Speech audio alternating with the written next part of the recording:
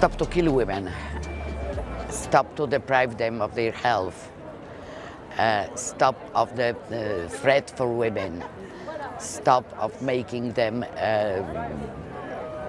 just a subject, not a human being, because we are not in fully citizens of the country. This is the kind of institutional violence and discrimination of women because they can't decide really about their fertility, about how many when have children. Polish women are afraid to be pregnant right now. We receive many phones from women that I will never be pregnant in this country. I'm afraid. And tragedy, not only of women, but the whole families. Because sometimes women, when they discover that the pregnancy is difficult and the fetus will be soon dead or will give birth to a dead baby, she's not able to speak to us. So her partner or husband tell us, my wife is sitting looking in the ceiling. We have 2 children. She does nothing. She doesn't eat. She doesn't go to work. It's a real tragedy. From time to time she cries like an animal, like a white animal. What we can do? How could you help us? Aujourd'hui, ce n'est pas seulement des femmes qui veulent interrompre une grossesse dans un pays où c'est interdit qui ont des problèmes, c'est des femmes qui sont enceintes, qui ont un problème avec une fausse couche et qu'on laisse mourir parce qu'on ne veut pas avorter. Donc on est devenu finalement un espace européen où les droits fondamentaux à la vie, à l'intégrité physique ne sont pas respectés par certains pays.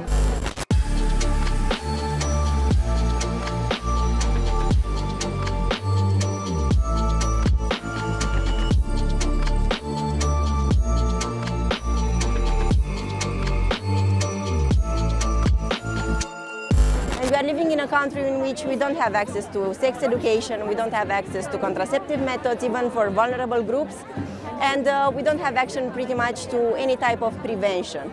So the state at this moment, a government that was not interested at all in sexual and reproductive rights until now, is forcing the women in Romania to become mothers by force. Even if you are getting an abortion, the chances of that to becoming a situation of obstetrical violence is pretty high. We had beneficiaries that fainted on the operation table because the doctor did not use enough anesthesia. We had a situation a few months ago in which a woman died because she was in need of a therapeutical abortion, which by law a doctor should not refuse, but after 7 hours of waiting in a hospital, she died. In 2019, another woman died during an abortion, and the deaths of those women, it's still not enough for the Romanian government to open a discussion with the civil society that since '89 is fighting for the right to have an abortion.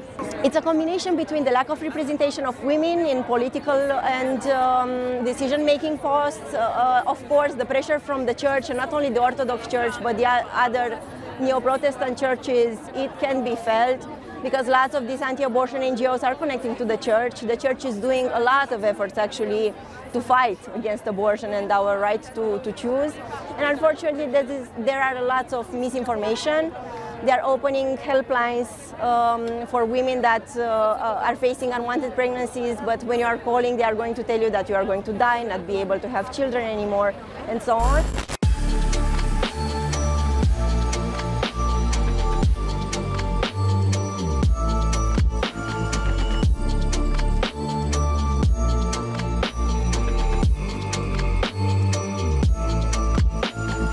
It is still allowed.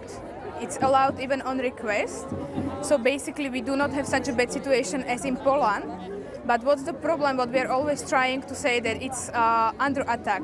Just to give you a brief idea, last 5 years we have 29 proposals who try to restrict abortion law, abortion rights, any access to it. It's like the so-called salami method. They are little by little trying to cut from our rights. And there is a lot of barriers that women need to go through when they want to access abortion. Like, for example, just getting the information is very hard. There are regions where it's not accessible at all, so the women need to travel like hundreds of kilometers to access abortion. There is still healthcare professionals, but also healthcare facilities who are not providing abortion at all because of this so-called conscious objection. It's very expensive like that.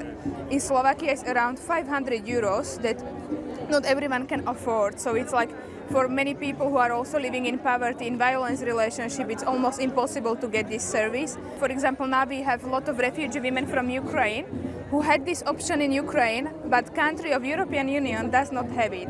And from the research we have been doing also with the Center for Reproductive Rights, we find out that also for the women from Ukraine, it's sometimes easier to come back to the country where is war to access reproductive health care services than to get it in Slovakia.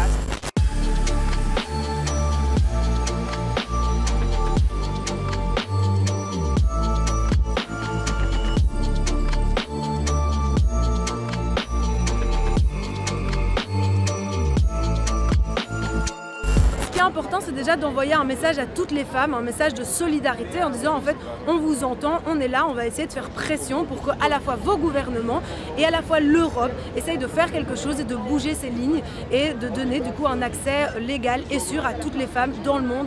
Et aujourd'hui on parle beaucoup de l'Europe. Alors agir au niveau européen c'est totalement possible et surtout c'est totalement souhaitable parce que ce qui est inscrit dans le droit européen s'applique à tous les États membres de l'Union européenne. Donc d'un coup 27 pays bénéficient d'une avancée législative par exemple si jamais l'UE s'empare du sujet. Souvent on entend l'Union européenne nous dire qu'il y a un problème de compétence et que l'Union européenne n'a pas la compétence de légiférer sur le droit à l'avortement. Alors c'est pas totalement faux, mais il y a encore plein d'autres choses que l'Union européenne peut faire. En ce moment, il y a une directive qui est en train d'être négociée entre les 3 institutions européennes sur les violences faites aux femmes. Et notamment, ça pourrait être l'opportunité de mandater clairement dans la loi européenne que les femmes qui ont été victimes de violences sexuelles doivent avoir accès à l'avortement. Ça serait déjà un pas énorme en faveur des droits des femmes et de l'accès à l'avortement dans l'Europe. Donc oui, il y a clairement quelque chose qu'on peut faire au niveau de l'Union européenne et on compte bien sur les décideurs européens pour s'emparer du sujet. La stratégie est commune entre des courants religieux intégristes, mais aussi des grandes religions comme le catholicisme qui a fait des alliances avec l'islam et les évangéliques. Le pape dit que l'interruption de grossesse, c'est un tueur à gages et il le dit aujourd'hui. Donc, les grands courants religieux, les fondamentalistes, l'extrême droite et tous ceux qui veulent mettre fin aux politiques d'égalité. Parce que l'interruption de grossesse, c'est vraiment le droit indicateur de l'égalité entre les femmes et les hommes, ou plutôt de l'inégalité actuelle. Mais de là, ils s'attaquent aussi, ces courants, à l'homosexualité, à l'éducation sexuelle, à l'école, comme on l'a vu. Et donc c'est vraiment l'égalité devant l'information, l'accès à la santé et l'autodétermination qui est combattue par ces mouvements. Je crois qu'il y a un moment où on peut vraiment trouver une manière d'agir, mais jusqu'ici, je pense qu'on a été un petit peu satisfait des acquis, n'osant pas trop faire bouger les lignes. Et pendant ce temps-là, les opposants se sont effectivement coalisés et ont mis en place une stratégie qui est très largement financée par ailleurs.